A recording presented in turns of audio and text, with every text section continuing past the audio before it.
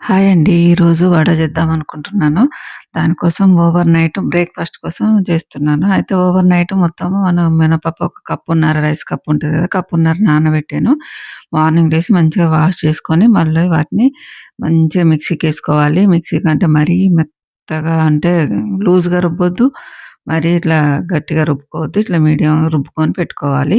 పెట్టుకొని దీన్ని ఏం చేయాలి అంటే మొత్తం తీసేసుకున్న తర్వాత ఫ్రిడ్జ్‌లో పెట్టుకోవాలి. మనం ఫ్రిడ్జ్‌లో ఒక హాఫ్ అన్ అవర్ పెట్టామనుకోండి మంచిగా పువ్వుల్లాగా వస్తాయి వడలు. మనం ఆల్రెడీ రుబ్బి పెట్టుకున్నాం కాబట్టి ఒకవేళ మీరు ఆల్రెడీ రుబ్బి పెట్టుకొని ఉన్నదనుకోండి పిండి అట్లనే చేసేసుకోవచ్చు. కాకపోతే మనకి టైం లేనప్పుడు ఇట్లా ఒక హాఫ్ అన్ అవర్ మనకి దాంట్లో కావాల్సినయన్నీ చట్నీ చేసుకునేంతలోపు అట్లా పెట్టుకోవాలి.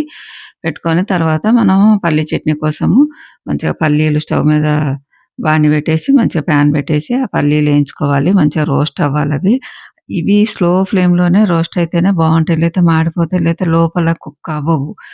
పచ్చి పచ్చిగుంటాయన్నమాట. అందుకనే మనము మంచిగా స్లో ఫ్లేమ్‌లోనే పెట్టుకొని మంచిగా ఇట్లా పల్లీలు చిటపట అని పొట్టులేసేంత వరకు వేయించుకోవాలి. వేయించుకొని పక్కకు పెట్టుకోవాలి. ఈ స్టవ్ ఆపేసి పక్కకు పెట్టుకున్న తర్వాత ఇవి చల్లారేలోపు మనము ఇప్పుడు వడలోకి ఏమేమి కావాలనో అవి కట్ జేసుకోవాలి వెజిటబుల్స్. మనం ఏమేమి ఏస్తామంటే మనము ఆనియన్ ఒక మీడియం సైజ్ ఆనియన్ తీసుకొని సన్నగా కట్ జేసి పెట్టుకోవాలి. దాంట్లోనే ఒక 4, 5 పచ్చిమిరపకాయలు గూడా కారానికి తగ్గట్టు మంచిగా కట్ జేసుకోవాలి. కొత్తిమీర గూడా మంచిగా మనం సీజర్ పెట్టి కట్ జేసుకుంటే చాలా బాగొస్తది చిన్నగా.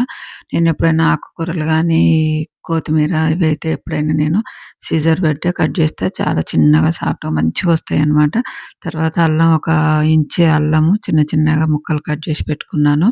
ఇవన్నీ ఒక దగ్గర కట్ జేసి పెట్టుకోవాలి. మనం అల్లం వేసుకుంటే గూడా వడల్లో చాలా బావుంటది.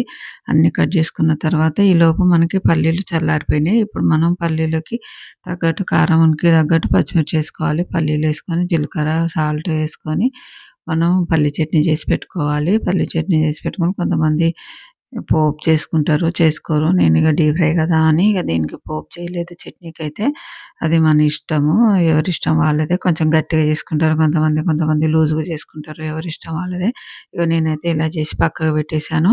పక్కకు పెట్టేసిన తర్వాత ఇప్పుడు మనము బ్యాటర్న్ ఉన్నది గదా! వడ బ్యాటర్న్ దాన్ని తీసుకొని ఫ్రిడ్జ్‌లోంచి తీసి దాంట్లో ఒక 2 స్పూన్లు ఆహ్, గో బియ్యపిండి, ఒక 4 స్పూన్లు, టీ స్పూన్లు బొంబాయి రవ్వ ఏసి కొంచెం బేకింగ్ సోడా ఏసాను. చిటికెడంతా ఏసి కలిపాను. కలిపి మంచిగా అన్నీ కలిపిన తర్వాత మనం కట్ చేసుకున్న వెజిటబుల్స్ అన్నీ యాడ్ జేసుకోవాలి. అన్నీ యాడ్ జేసుకొని అన్నీ మంచిగా కలిసేటట్టు మిక్స్ జేసుకోవాలి. మిక్స్ చేసుకున్న తర్వాత మనం ఈలోపు మనము స్టవ్ మీద మూకుడు పెట్టుకోవాలి. బాండీ పెట్టుకొని దాంట్లోనే మనము ఆయిలేసుకోవాలి. డీప్ ఫ్రైకి సరిపడా ఆయిలేసి పెట్టుకోవాలి. ఈలోపు ఆయిల్ కాగిపోతది. కాగిపోయింది గనుక ఇగ మనం చక్కగా ఇట్లా వడలేసుకోవాలి.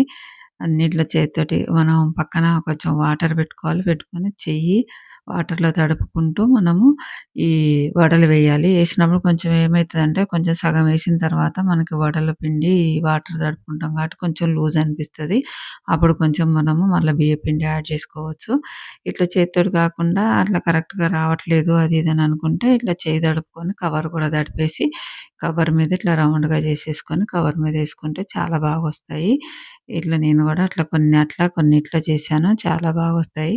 అవి చేసిన తర్వాత మనము హాఫు ఉడికిన తర్వాత అంటే హాఫ్ ఫ్రై అయిన తర్వాత మనం ఎప్పుడైనా బజ్జీలు గానీ, మిర్చీలు గానీ, వడలు గానీ, గారెలు గానీ ఏయైనా మనం హాఫ్ బాయిల్ అయిన తర్వాత తీసేయాలి. తీసేసి మళ్ళీ మనము మళ్ళీ రెండోసారి గూడా వేయాలి. ఏస్తేనే మనకి రెస్టారెంట్‌లో లాగా మంచిగా పైన క్రిస్పీగా లోపలేమో సాఫ్ట్‌గా అట్లొస్తాయి. గోల్డెన్ కలర్ గూడా ఒస్తాయి. చాలా బావుంటాయన్నమాట.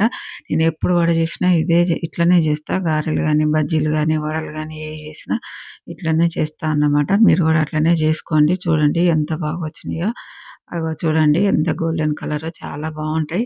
అసలు మనము తింటా ఉంటే ఎన్నైనా తినాలనిపిస్తది. అంత బావుంటాయి. మనం ఏ చట్నీతోటైనా తినొచ్చు. మనం పల్లి చట్నీ గానీ, అల్లం చట్నీ, టమాటా చట్నీ, సాంబారు ఎనీథింగ్ ఏ చట్నీతో తిన్నా బావుంటాయి.